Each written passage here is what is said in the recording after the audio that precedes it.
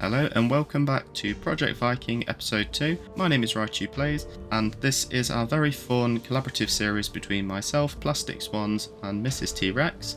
In today's video we will be adding our very first coaster in this area behind. So I'm going with quite a cool theme for this coaster. So we're going to use the big M, which is the Mack Multi-Launched Coaster in real life, and we're going to have it kind of dashing up and round. It's going to get quite close to the terrain. It's going to have some pretty cool airtime moments, a couple of inversions and a couple of unique elements. Okay, so straight into the coaster builder. So I popped this bit into speed build because it was roughly about 1 hour 40 worth of building. It's quite a long build, but I wanted to get it as smooth as possible, almost as realistic as possible. Obviously there's some elements that aren't going to be realistic because at the end of the day it's a game, so we just had fun with it. It's a pretty cool layout. I'm really happy with how it turned out. It kept as low to the ground as possible. I kind of wanted to adapt the Alton Towers style where they're not allowed to build over the tree line for this area. Obviously there's some bits where certain parts of the coaster are going to be a little bit taller. It's quite fun how I've incorporated it into the rocks and the trees. It's kind of like you'll fly through like airtime hills, narrowly missing trees and stuff. And there's quite a lot of cool outer bank moments as well. So obviously we need to think about how Mack build their rides. They do like to have them kind of out of your seat moments. If you look at Hyperia at Fort Park in the UK, and there's quite a lot of airtime on that ride. I think in the UK it's like got the record for the most airtime on a roller coaster, I believe. And then this part here, I really wanted to have some kind of like fun, kind of like banked moments and like that tiny little airtime hill at the end. Then you've got like that kind of bank turn and just before you hit into the LSM launch, because I think that'd be quite fun kind of going through the rocks. I'm going to add some scenery around there as well.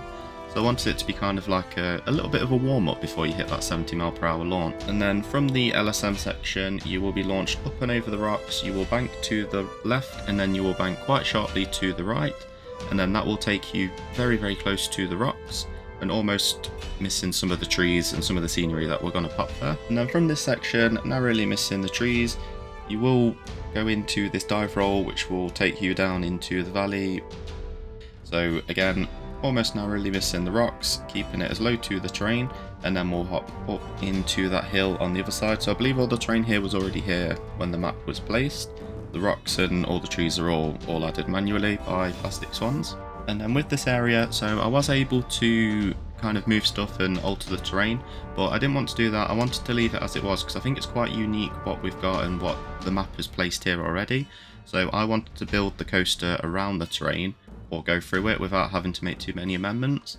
So I kind of wanted it to look like if you'd visited the park like a year ago and then you came back and the coaster's now built, you can just kind of see the coaster really like working with the terrain. So I think it makes more of a unique ride experience as well, which is pretty cool. And then I think this bit here, just as you're banking round very close to the rocks and then you dive straight under the path. So I feel like that would be a really really cool airtime moment. I think this might possibly be my favourite bit once all the scenery's in, because it's quite cool how it launches round and you really do pick up some speed on that corner, and then you would be out of your seat going underneath the path. And I think it'd be good from a guest viewpoint as well, so I'm going to build a bridge over that, so you like really narrowly miss the bridge and then you dive up the other way. And I must say as well, Frontier have absolutely smashed it out the park with the coaster smoothing tool. I find it so helpful now that we can go backwards and forwards, because in Planet Coaster 1 you used to have to kind of select and just kind of work your way around, but I really really like how you can set the strength now, because there wasn't really a strength before, there was just the 4 options. And sometimes when you do like loops and stuff, it takes the loop out, whereas now you can turn the strength of the smoothness right down, which is really really helpful. So they've done a stellar job with that. And then as well, just touching on what I said previously about not having to move anything, so I really wanted a moment where my coaster would go over the cable car that is already built. So I kind of built this like Immelman kind of thing where you kind of loop over the top of the cable cars, because I think that'd be really cool. I've not actually done it yet. I should have done that. I should have popped into the cable car as the coaster was testing, but I feel like that would make some really really cool moments, and I'm just so excited to see how this series evolves. The first episode, which is up on Plastic Swan's channel, is absolutely phenomenal, so if you haven't already checked that out, I will pop a little card up at the top here, but I think at some point we'll make like a shared playlist where you can just kind of binge watch them all.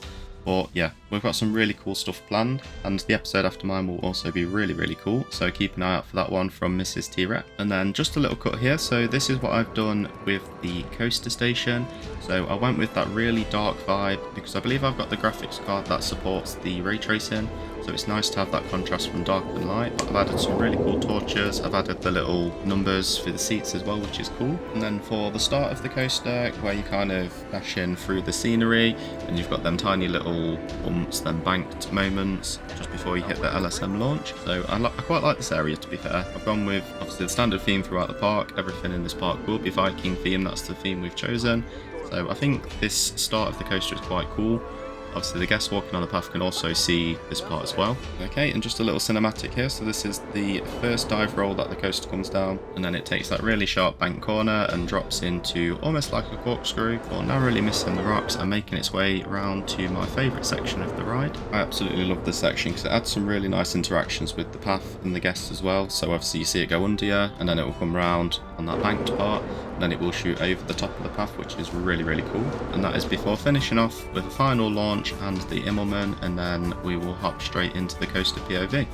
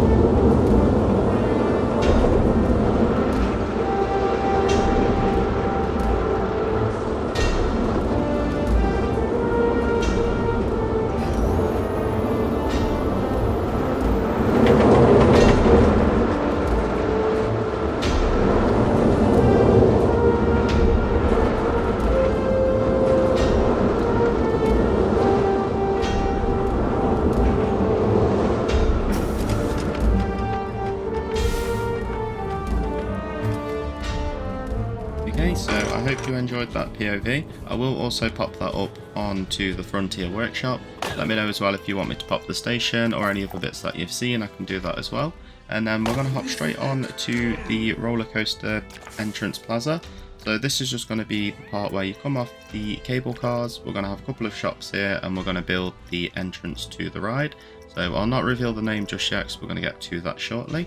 So in this area, I'm going to link it up with the cable cars towards the end of the video. I did do that bit off camera. I just did like a little path underneath. But we're going to add two shops, and then opposite that, I've just done the octagon path stamp, and then we're going to do the nice cool entrance sign. So I'll pop this section into speed build, and then we'll hop back once that's all complete.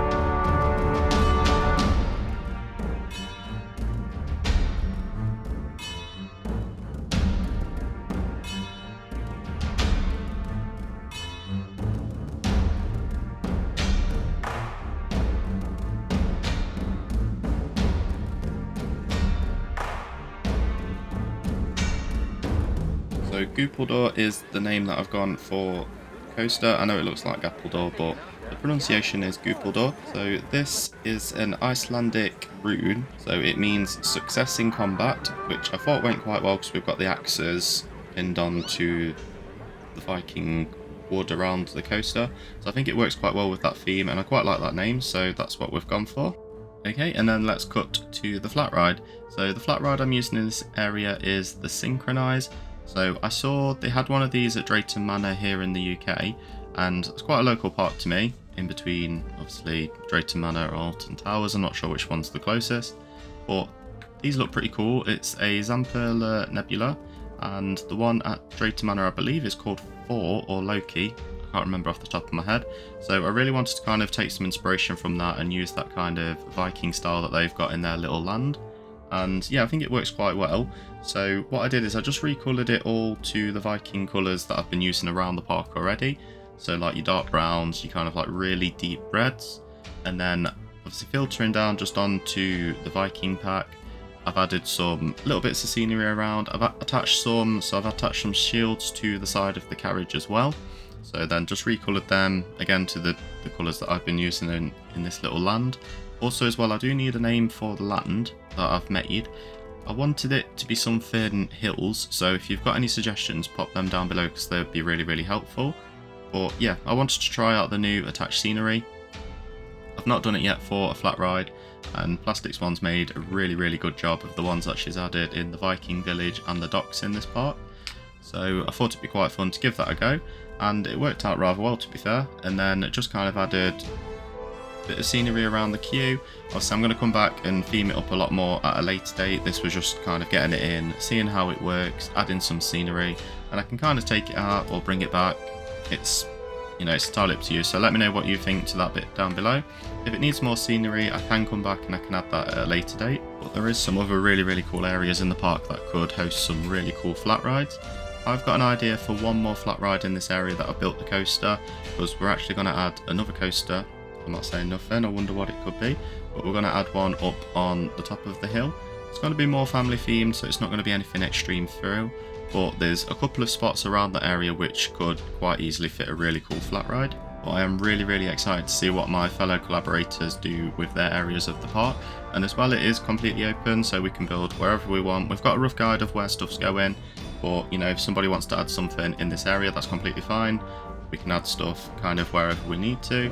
We just need to pad out the park with more thrill rides I think at the moment, so that's going to be the main focus. So yeah, I'm super excited to see what's next. Wink wink, don't know anything about it, but yeah, it's going to be really, really good. So again, subscribe if you want to keep in line with this series. Make sure you subscribe to all of us as well. If you haven't already, check out the first episode that is on Plastic Swan's channel. I will pop another card at the top here just in case you missed that at the start. And then here I'm just taking like a little kind of explore view just around what we've done so far. So I'm super happy with what I've done here. I think it adds quite a good character to the park. It's more focused this bit to more thrill riders, which is pretty cool. But yeah, if you have enjoyed this one, drop a comment down below. We need names and stuff for the area, and drop a like, comment and subscribe, and I will catch you guys on the next episode when it's my turn. So next episode will be MrsTeaRex, so make sure you are subscribed to her to keep up to date with that episode, and it's going to be a good one. So I'll catch you on the next one. Bye guys.